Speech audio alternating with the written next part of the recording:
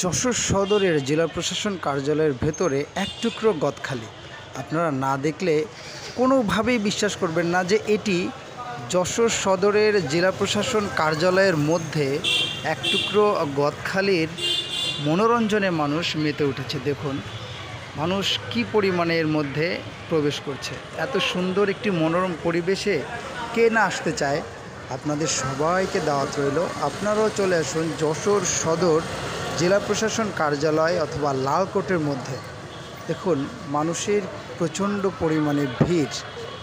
গদখালির main রোডে ধাক্কাধাক্কি করে না যেয়ে আপনারা এখানে চলে আসুন এবং সুন্দর একটি মুহূর্ত পার করুন। সবার জন্য শুভকামনা রইল। আল্লাহ হাফেজ।